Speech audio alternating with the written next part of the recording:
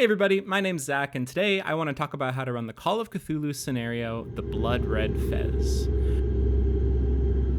So the Blood Red Fez, if you haven't heard of it, is actually a scenario within the larger Horror on the Orient Express campaign.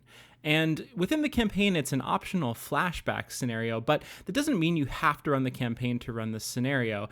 It can actually also be run as a prequel to the campaign as well, because it's set 30 years before the events of the campaign, or it can be run as a completely standalone scenario as well, which is how I ran it. So this scenario took my gaming group about 5 sessions to complete, with each session at 2 to 4 hours. I would say this is probably a 3 to 5 session scenario in total. Our group ran it a little bit slowly and took our time on the details. The reason why I think this is such a great standalone scenario that you can run outside the campaign is because it's a great way to get a taste of what one of those expansive globe-trotting campaigns in Call of Cthulhu is like, kind of like Mask of Nyarlathotep or Horror on the Orient Express, but without needing to sell your soul to a 3-year commitment to actually get to the end of the story. So this scenario is set in the Gaslight era of 1890s Europe and begins in London, where the investigators are summoned to the aid of a Professor Julius Smith in a rundown part of London late one night. They discover the existence of a horrible artifact called the Blood Red Fez, which latches onto its wearer, sucks the life out of them until they eventually die, and then reanimates them as a horrible monster. And the investigators get swept up into this cross-continental Lovecraftian conspiracy involving a cult that wants to exploit the Fez for power. So they end up being tasked with traveling to Constantinople via the Orient Express to seek out an ally of Professor Smith, who has the knowledge necessary to destroy the Fez and thwart the cult. The module is a bit of a bear, and it does require a few tweaks to streamline in my opinion, but overall it is really, really fun and a great way to get a taste of that globe-trotting adventure, but wrap up the story within 3 to 5 sessions. So in this video, I'm going to spoil the mystery of the scenario and go through how the Blood Red Fez actually works. I'm going to talk about setting and character creation so that you can work with your players on that. I'm going to break down the module into sections and give you tips on how to run each one. Finally, at the end, I'm going to give you a breakdown of what you need to think about to be able to run this scenario successfully. So let's get started. So one quick disclaimer first, this video is for keepers only. I'm going to be talking through the whole plot and giving all the spoilers, so if you're a player, stop here. Call of Cthulhu is a mystery game, and if you spoil everything for yourself in advance, you're not going to have any fun. Alright, keepers, now that it's just us, let's dive in. So let's start by explaining what the Blood Red Fez is, and let's talk about the motivations of the cult of the Children of the Blood Red Fez. The scenario is centered around the Blood Red Fez, which is an artifact of Yog-Sothoth, the lurker in the threshold, the granddaddy of all magic in the Cthulhu mythos. And so we know that the artifact has been around since at least the 16th century in Ottoman Constantinople. It's disturbing to behold, it smells like rotting blood, it whispers if you get close to it, and if you touch it, it causes intense nausea and actually makes you see visions and hallucinations as well. So a cult has actually sprung up around this artifact in Constantinople. The cult is led by a British man who identifies himself as Hieronymus Menkampf, and he fancies himself a great occultist, but the true leader of the cult is actually Nisra, who's a harem girl who was previously an occult student of a truly dangerous occultist in the area named the Frenchman, who's actually one of the antagonists that you'll run into if you do end up playing the entire Horror on the Orient Express campaign. Lacking the knowledge to understand the true danger of the Fez, Nisra has decided that she can use it as a shortcut to occult power. But in reality, the ritual that she thinks will give her power that she casts with this artifact will instead just summon Yog-Sothoth and probably kill her and destroy most of the world. The Fez is an insidious artifact. Wearing it will eventually kill you, but knowledgeable occultists who wear the Fez can actually harness its power to cast spells with it, and it also can keep them alive by feeding off of other wearers and other people around them. And so the linchpin of the artifact is going to be that it can only be destroyed if it's worn. So at some point, one of your players is probably going to have to put it on. So the investigators get involved with the artifact when Professor Smith, who's actually the primary quest giver of the main Horror on the Orient Express campaign 30 years later, sends a frantic call to help to the investigators at an address at a rundown part of London in the middle of the night. So the investigators show up to help Professor Smith, they discover the Fez, and in doing so they attract the interest of the cult, and the cult starts following them, giving them no choice but to embark on this journey with the Fez, to head to Constantinople, find Professor Smith's ally, and learn how to destroy the Fez once and for all. Okay, let's talk about Gaslight Cthulhu. So unlike many Call of Cthulhu scenarios where playing in the 1920s has zero material impact on the actual story, the Blood Red Fez is very firmly rooted in the Gaslight Cthulhu setting, and because it centers around a ride on the Orient Express. So for those who are not aware, Gaslight Cthulhu is actually an entire sub-rule set that Chaosium released, and so you're going to want to make sure that when your players do set up their characters, make sure that they use the Gaslight Cthulhu character sheet, because some of the skills are a little bit different. There's no drive auto in the 1890s. The other thing you want to talk to your players about is that since the majority of this scenario does take place aboard the Orient Express, which was basically the pinnacle of high society in Europe at the time, your players are going to need to pick characters that make sense within that context. There's wiggle room here, right? So they could be imposters or charlatans, totally. They could also be just a poorer friend of one of the richer characters, or potentially even an employee. But what I would say is that if your players are dead set on choosing a hobo or farmer for an occupation, might not make sense in this scenario. But with that said, there's a lot of fun tropes to play off of here. Obviously, the natural choice is a, Lovecraftian academic or antiquarian who has an in with Professor Smith because maybe they work together or they know each other through personal or professional circles. But you can also totally do, maybe an 1890s detective. You could be a world traveler. You could be a dilettante, or maybe an explorer or an archaeologist who travels around Europe or the world looking for rare artifacts. That's a great opportunity. And of course, you could be nobility themselves. There was still nobility in 1890s in Europe, and there's a lot of fun opportunities there because, especially if your players are willing to collaborate a little bit, maybe one of them plays, a high-class lady while the other person plays their manservant. That could be a really fun dynamic for role-playing opportunities. I've been watching out for you. Why? What is it? A young woman of most unappealing aspect has been asking for you. Was her name Bevan? I knew she was trouble. The transcontinental setting also gives a lot of options for backstory as well. You don't need to be from Western Europe to be in this scenario. And I would say it could be really fun to play a character who's maybe a world traveler from Asia or Russia, or, maybe even an American. There's a lot of fun opportunities for some sort of cultural clashing there that will make for some great role-playing opportunities as well. The last part here is not something that every keeper likes to talk with their players about, but if you are the kind of person who likes to give them a little bit of clues around what skills are going to be useful and what skills are not going to be useful, what I would say is that skills that this scenario favors tend to be things like academics, languages, of course, because you're going to be talking to people in all different countries in Europe. Social skills and occult skills are going to be useful too. What I would say maybe steer them away from is stuff like pilot. Nature-based skills are probably not going to be that useful either, since they're going to spend most of their time in society and in cities. Athletics are useful, but it's not going to be, a drag down, knockdown fight type of scenario. And one final note, this scenario is very lethal as written. I don't think that's necessarily a problem. Do you want to play a game? But what I would suggest is tell your players to make 2 characters at least, one main character and one backup. And that way, if a character gets seriously injured or dies, the player doesn't want to be excluded and just be stuck sitting in the hospital rolling dice once a week. So that's a great opportunity for them to pull in their second character, and maybe the first character makes a recovery and they go back to that. Or if they die, then they have another character to play. So how you start this scenario is really going to depend on the context in which you're running it.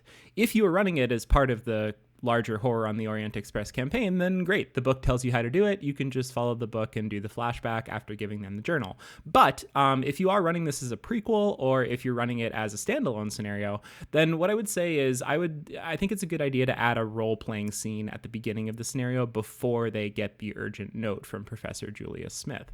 I ran this as a standalone. I have not run Horror on the Orient Express. What I did is I just stole the Maudsley Collection exhibit from the beginning of the actual Horror on the Orient Express campaign. The characters went to the exhibit, had an opportunity to kind of roleplay and get comfortable speaking in character, and I actually had Professor Smith there as well. He was the one who invited them to the exhibit, and they see that halfway through, across the room, a orderly comes out with a note, and he looks at it, and he has a very concerned expression on his face, and then he leaves the exhibit early. couple hours later, as the party is winding down, they get the urgent note from him and they rush off to start the scenario. The purpose of the exhibition section is to do 3 things. Firstly, you want to introduce the players to the Blood Red Fez itself. Secondly, you want to introduce the Fez cult, and you want to implicate the player characters and let them know that the cult is after them because they were seen interacting with the artifact. And then third and finally, you want to present the quest to travel to Constantinople on the Orient Express. So when the players arrive at 5 Durward Street, I go all in on the horror right away. So the scene runs really well as written. And so some general tips for running a scary scene here: lower the tone of your voice and speak more slowly. Describe things rather than naming them as well. So instead of just saying it smells bad upstairs, describe the particular odors of rotten milk and vomit that cascade down the wooden staircase. And don't hold back when Matthew Pook dies either. I would actually say that a PC death in this scene is one of the best times to kill a PC in this scenario. The reason why is because it's going to establish danger right out of the gate and create some stakes for the player characters. And it's also going to come at a time before the players get too attached to their characters, so it's relatively easy to pull in a new character after this happens at the end of the exposition, but before they get on the train. I do want to call out that there's a small plot hole at the end of the combat here. So if Smith tells the PCs to run away before the cops arrive, right? But what happens if they stay? I didn't really think out in advance about how the cops would react or how they would question the players, since presumably there is a dead monster body lying on the ground of the apartment building. And the next day, Professor Smith gives the PCs Professor Demir's telegraphs and lays out the quest for the PCs. They have to travel with the Blood Red Fez to Constantinople to meet with Professor Demir, who has the knowledge necessary to learn how to destroy the Fez. And he also tells them the trip is going to be bankrolled by a famous Vienna occultist named Baron von Hoffler. So what I would say in this last part before they go off and start investigating and then get ready for their trip is be ready with a couple reasons for why the PCs must do the quest themselves and it can't be somebody else who does it for them. Firstly, Professor Smith obviously can't go because he ran afoul of a different cult, the cult of the Skinless, which is the main antagonistic cult in the full Horror on the Orient Express campaign 30 years later. But the second one that is probably going to come up more is that investigators themselves, they're not going to be safe in London once they've had the encounter at 5 Durward Street. And the reason why is because the children of the Blood Red Fez saw them on the scene and are now tracking them. And based on their track record, murder may be in their future if they don't do anything.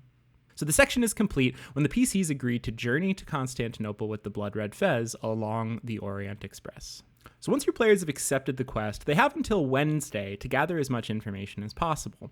So the main clues that they are going to gather in this section is, number 1, the existence of the Apocrypha of the Fez, which is kind of a mythos tome of cobbled together materials, which they can find through library research. And then the second main clue is going to be the Fez collector's murder and the missing copy of the Whispering Fez, which completes the occult information necessary to fully understand the powers of the Fez itself. There's a lot of small clues in this section as well. So there's the ferry ticket stub at 5 Durward Street that points to the 10th island on the Island of Princes. There's the existence of the hired tail, Bentley Burnham. There's also the journal of the now dead student, Pook, who ended up becoming the monster that they fought in the first scene.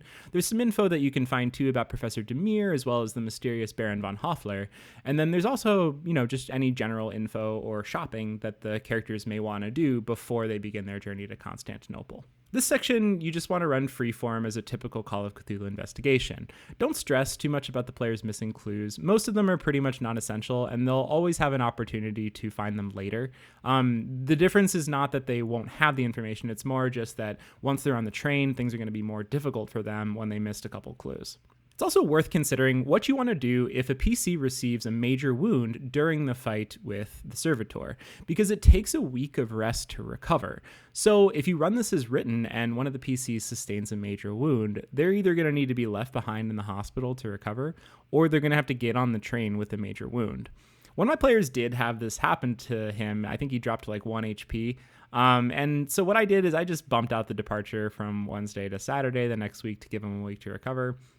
Worked fine for me. Just do what feels right. So eventually, the day of their departure will arrive, and the PCs now need to embark on their journey across Europe to make it to Constantinople with the Blood Red Fez in tow. So on the first day, they're going to travel all day via connecting routes and meet up with the Orient Express late at night in France. And then once they're aboard, over the next couple days, they'll meet a colorful cast of characters and discover that Metcalf himself is aboard. And not only that, he's wearing a Blood Red Fez.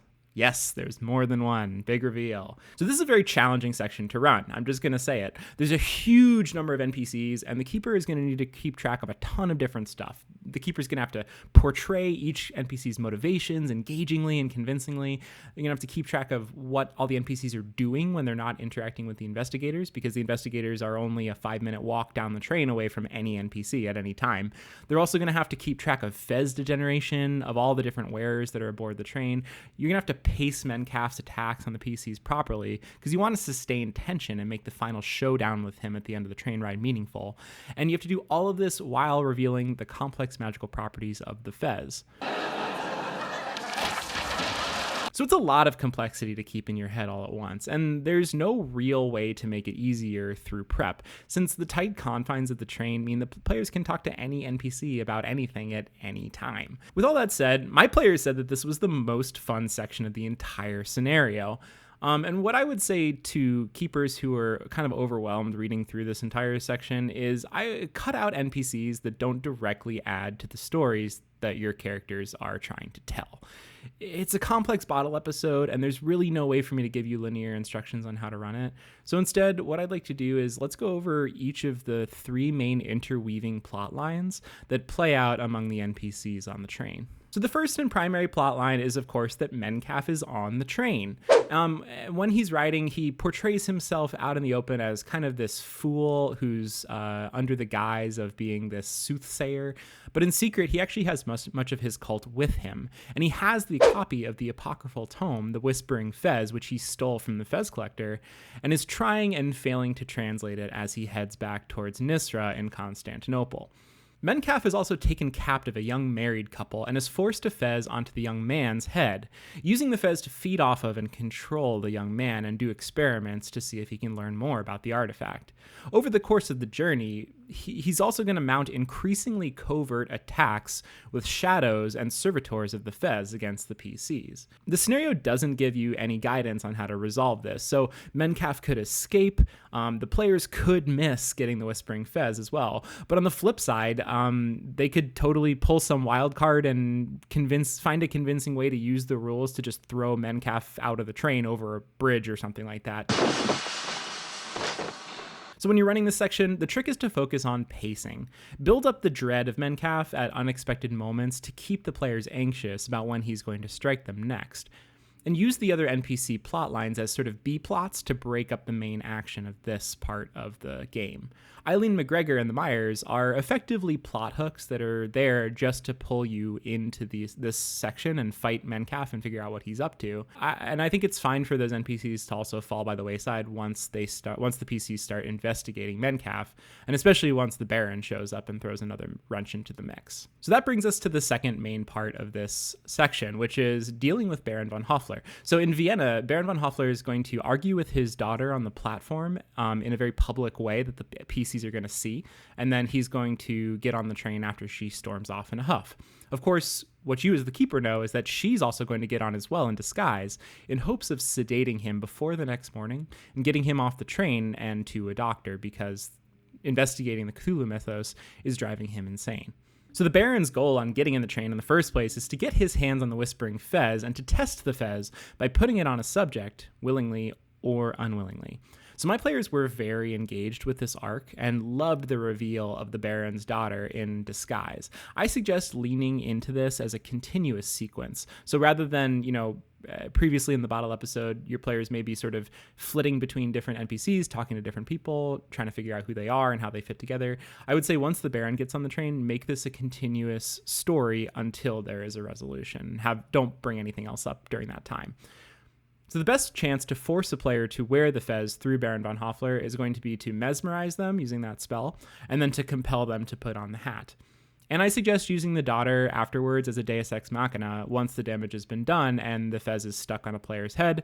She can show up, sedate him at the right moment. The last thing I want to bring up too with Baron Hoffler is I think the Igorov NPC is totally redundant and unnecessary. I don't see how it adds anything to the story aside from connecting it to the red herring plot of the Russians. But in my opinion, that just makes the red herring even more confusing, and it's best to just cut him. The last main story that's playing out on the train is going to be the Russians themselves. This is a red herring plot, effectively.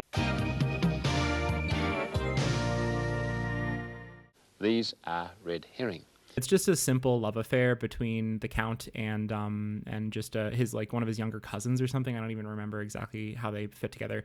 But anyway, so Count Rudolf Tsar, versus the communist tie-ins to other NPCs, also just doesn't advance the main plot at all. I would say just cut it. Just cut everything except for the three main characters of the love triangle, in my opinion. And you can run this across a few short scenes, definitely, or you can just cut it entirely. Some groups hate red herrings, and that's fine. I totally understand that. So you don't need to do it if you don't want to. So by the time the players arrive in Constantinople on the train, a lot of different things could have happened depending on what your players decided to do. They could have discreetly murdered Menkav, taken all of his possessions, and be in a great position when they get off the train. They could have maybe put on a Fez, whether they wanted to or not, and maybe even won a POW contest to control Menkav, so maybe they have Menkav under their control. They could also just do nothing but try to avoid trouble and get off the train the exact same way that they got on, without a new Mythos tome and without a Fez other than the one that they brought. Or they could all get arrested and die if they try to kill Menkav in a public way. So you just kind of have to interpret their actions with as much verisimilitude as possible, and just try to play it out in a way that makes sense. If they do come up with a clever way to be a Fez controller, let them have the victory. Part of playing these games is because sometimes it's fun to win. Okay, so at this point, your players have managed to make it to Constantinople without dying. And Constantinople in the 1890s was an amazing place. I suggest writing a box text description of your own that you can read out to your players and really set the scene. So anyway, on arrival, Professor Demir's two oldest children pick them up at the train station. The children are polite, but they're nervous as well. They ask the investigators to come directly to the house right away.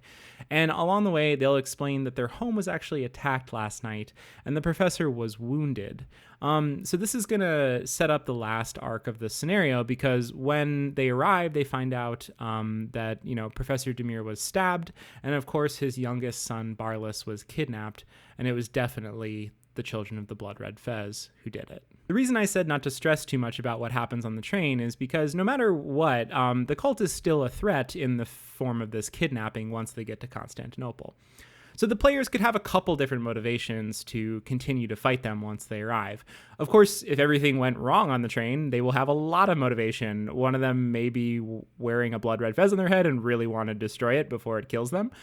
They may also have lost or never gotten to begin with the Whispering Fez book. And at the very least, even if they did everything right and they have everything that they need and Menkav is dead, at the very least, hopefully they'll want to help Professor Demir with the kidnapping and thwart the cult. Okay, so with the motivation established, the players may want to prepare for the final showdown with the cult before they rush in. And so the showdown can happen in one of two places. It can either be at the kidnap exchange, where Professor Demir says there's no way they're going to hold up their side of the bargain anyway. Or it can be by confronting the cult at their hideout before the kidnap exchange itself. Professor Demir is going to need half a day to translate the remainder of the Whispering Fez, so that gives the players a little bit of time, and the professor is also going to give them a number of leads that they can pursue in Constantinople before the actual final showdown. There's the Frenchman that they can talk to about Nisra. There's the Brother of the Skin, who they can talk to as well. There's also Nine-Fingered Abdullah, who is a boat person who will likely end up taking the PCs to the island, and can also give them some explanation about where that island may be to begin with through some sea tales. And then finally, there is also an opportunity to run a encounter at the Sultan's palace and actually talk to some of the nobility and learn about the missing disgraced prince. Once the players are ready and they decide that they're going to go confront the cult, the ending of the scenario is going to end up being player-driven.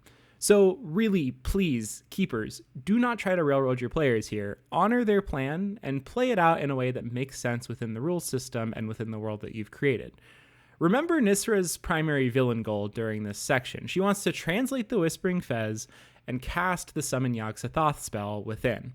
So everything the cultists do in response to your players should be focused around this goal. How do they get the book, and how do they get it back to Nisra on the island? My players arrived in Constantinople with the book, The Whispering Fez, and one of them wearing the fez, having used it to subdue Menkaf on the train. So after Professor Demir gave them the kidnapping plot hook, they decided immediately that they were going to head off the transaction by surprising the cult at their lair the night before the exchange was supposed to happen. So my players did a little bit of weapon shopping in the bazaar, and they also asked around and discovered the existence of the 10th Prince Island. And with those two clues, that was it. They went with Nine-Fingered Abdullah to the Island of Doomed Princes, off to confront the cult. Once my players had arrived at the island, they set up a few traps and then they laid low outside. The PC who was wearing the fez went right up to the tower and knocked on the door, speaking to Nisra and asking to join the cult. Nisra asked for the Whispering Fez in exchange, which the players had actually left outside on the island itself.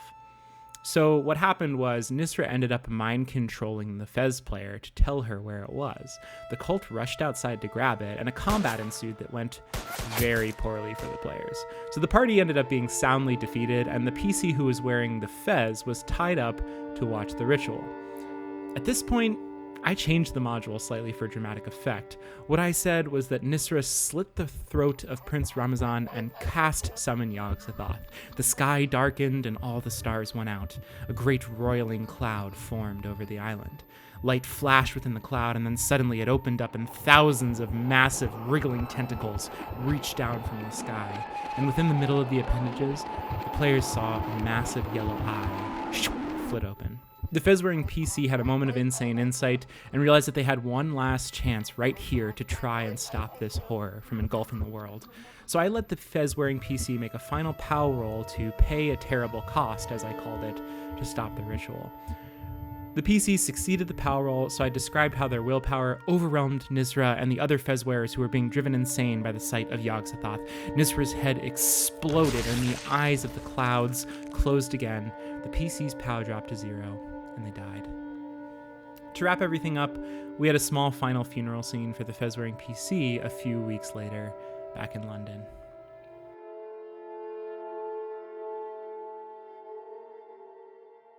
So before we wrap up the video, let's do a quick summary of the whole scenario. So this scenario centers on the Blood Red Fez, which is an evil artifact of Yog-Sothoth. The fez degenerates and deforms its wearers, but those who learn how to control mythos magic can also harness its powers to control and feed off of other wearers, create more fezes, and even summon Yog-Sothoth. So there's two factions in this scenario. There's the children of the Blood Red Fez who are trying to exploit the fez for power, and then there's those who are trying to stop them. The cult is run by two inexperienced, power-hungry occultists from Constantinople in the 1890s, who want to cast one of the fez rituals as a shortcut to power, not fully realizing the danger.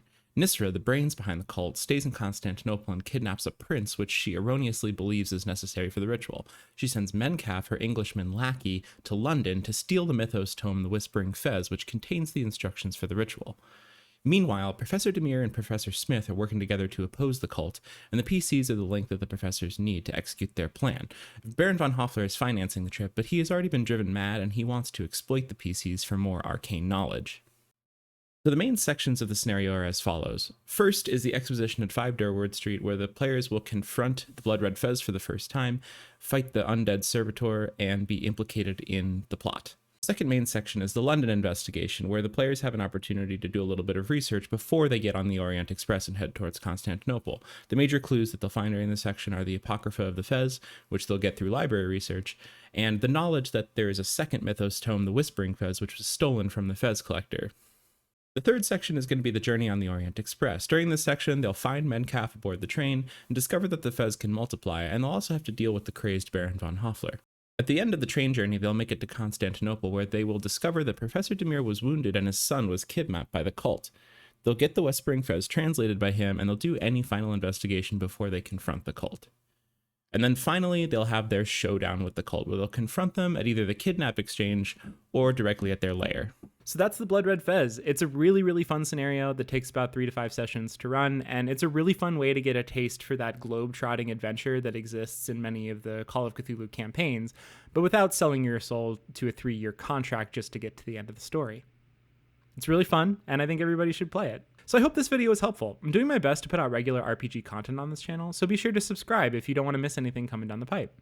Thanks for watching, and I'll see you in the next one.